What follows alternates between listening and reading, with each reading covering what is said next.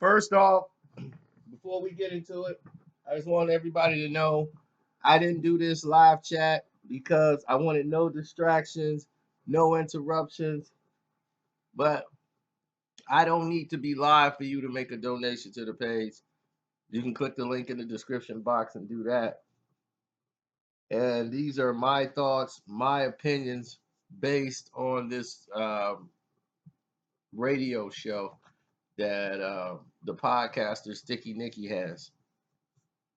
Now, I want to address this and really get into this. Sticky Nicki should probably run for office. She really should. She should run for president. Forget all the other stuff. Run for president. You missing your calling because her way to mince words and switch up meanings is amazing. Change narratives, lie. She fits right in. I mean, you with the shoe hustler, Raleigh, who was riding and basically riding behind Remy Ma for I don't know how long. How long was she with Remy Ma? For years, right? You know, back in Remy, hanger on. Then she had an opportunity to go with Nicki all of a sudden. She rolling with Nicki. And the thing is, like, oh, we've been friends long before that. Well, how come, Nicki, you never put her on the spotlight before? She wasn't your road dog before. She wasn't on no radio, on no red carpets with you before. Now, all of a sudden, you got problems with Remy. Now she's your best friend. Come on. Come on. Oh, man. So, anyway,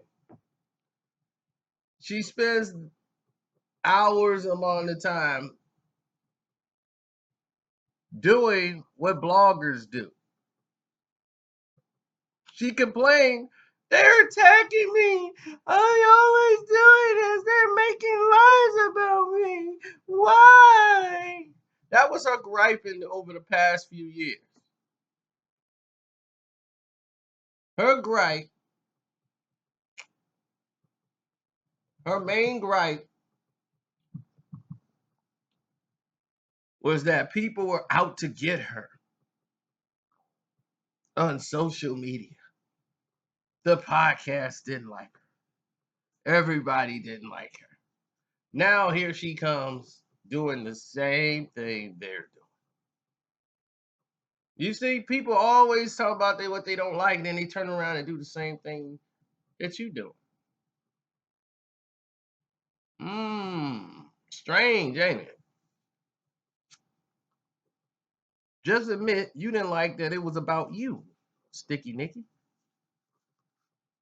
Now, this is what Sticky does next. Sticky says, and I want to talk about for a minute. She said she would no way go out and try to stop anyone's bag. She would never talk about anyone's child. This is all lies and it comes out of nowhere. When there's proof and fans went and dug it up that you liked a tweet, no one said you did it. Cardi said it right there on the spot. So it wasn't a made up thing. You liked a tweet someone said about Cardi B being an unfit mother. You liked the comment. It came from you. They screenshotted it. They dug it up. You went back and unliked it. But like what's done in the dark always comes to light. So now you go on your show and lie about it by changing the narrative to saying, I never said that. No one said you said it. You retweeted it. You see? See how you mix up and lie? But then she tells a bold-faced lie. It's like, I've never tried to stop anyone's bag ever. Another lie.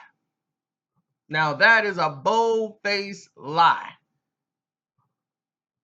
If I could get Safari on the phone right now, he'll vouch everything I'm about to say about Sticky Nicki.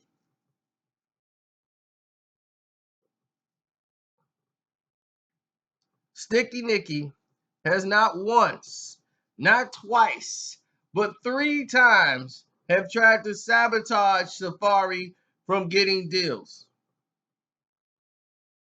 She tried to stop him from going on Wendy Williams. She tried to stop him from getting on Love and Hip Hop, telling Mona Scott how disappointed she is, and she's mad at Mona Scott now because Mona put her on the show and said, I'm going to sue Safari if he mentions my name on the show. They were like, well, we won't mention your name on the show. And they still got him on the show. And guess what? Their ratings are great. They don't need you. You tried to stop this man from coming in to events, people inviting him to shows. You're upset. And now you're not in a position where you could do that. They're inviting him places. They saying, hey, he's not a problem.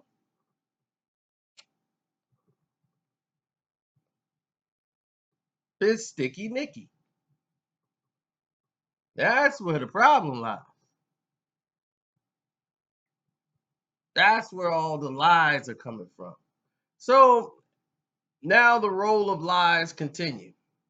Then you're talking about you were embarrassed because upper echelon people were looking at you guys. This is not about black or white. Then why would you mention it was about black? It's not about black or white.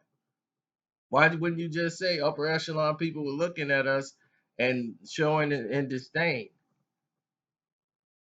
So what she was saying was the upper echelon white people were looking at us in disgust. And I don't want to look bad in front of my upper echelon white people. You know, we can act ignorant only if we're in the ignorant platform where we're in the hood. But since we're with the uppity white folks, I I don't want them to look down on me and think I'm associated with this. So that's why I was acting all bougie and didn't want to get into a fight. That's what she really wants to say.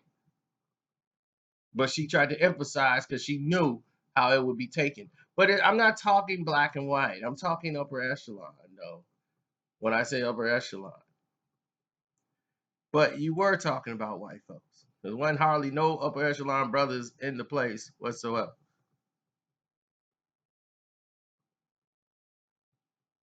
You were trying to appease them. Sticky Nicki.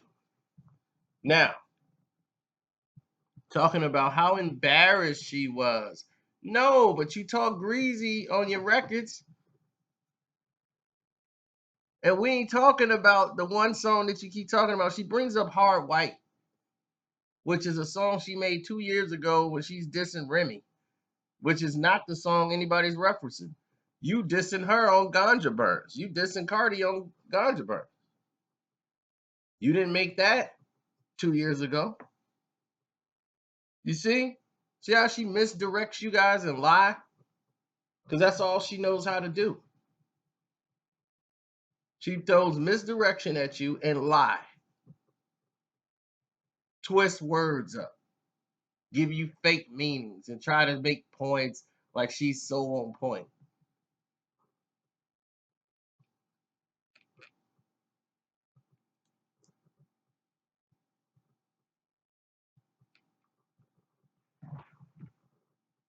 You made calls to try to get Remy Ma Sheether to stop being played.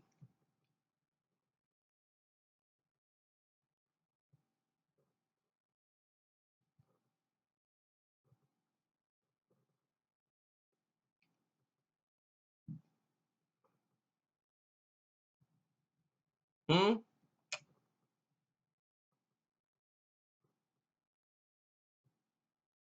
That ain't holding somebody back. Huh, Sticky Nicki? Tell the truth.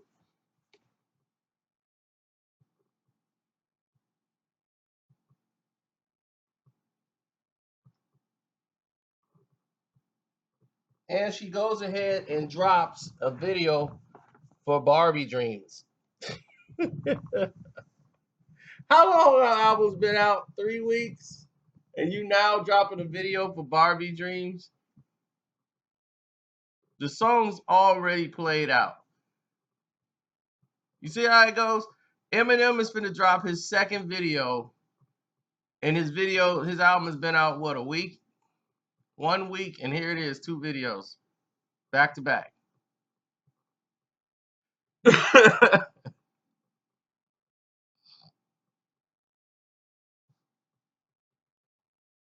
You know what that's called? Knowing your market. The Barbie Dreams video was supposed to come out and should have been shot the moment it was charting and doing well. The video should have been getting worked on, and we got to come out with the video bang. Eminem came and screwed up everybody's launch. We understand that. He came and messed up a lot of the church's money, especially Ariana Grande. All right, we already know.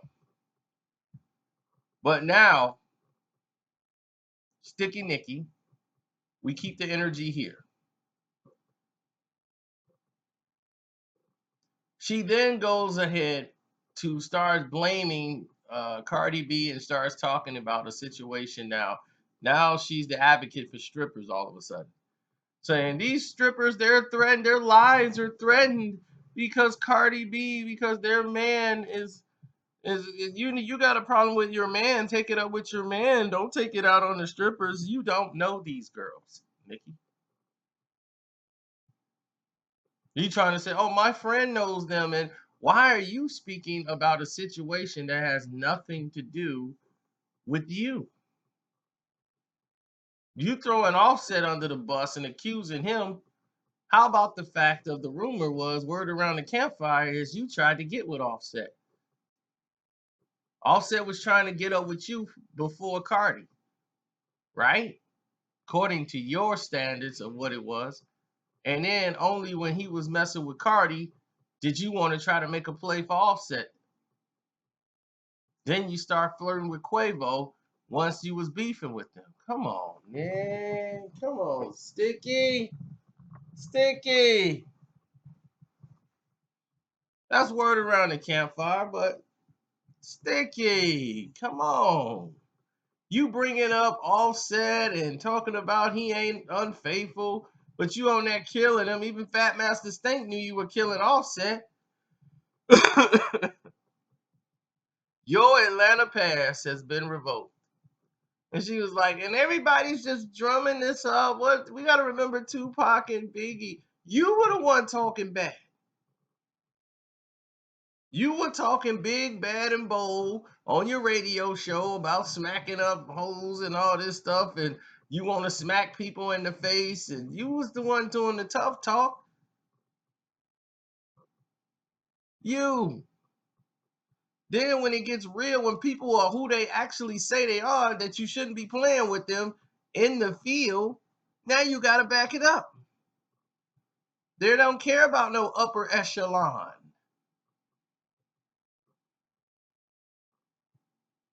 Cardi is exactly who she said she was.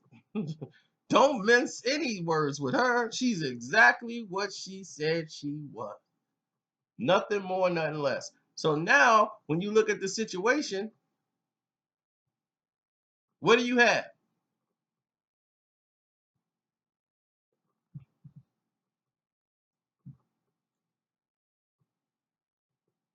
Hmm?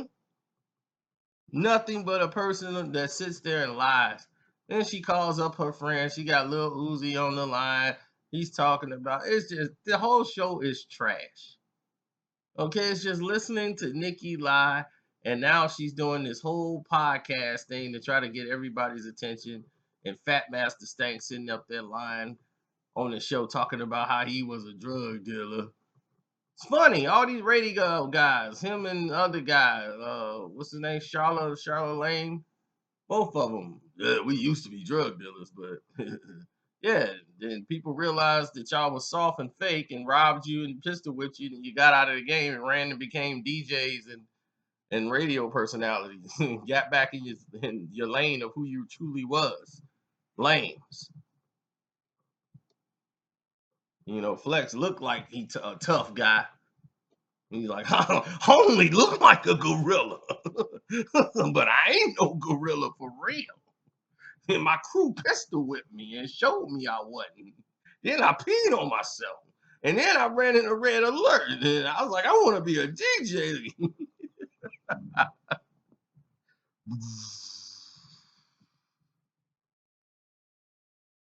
So that's my take on the Sticky Nicki show.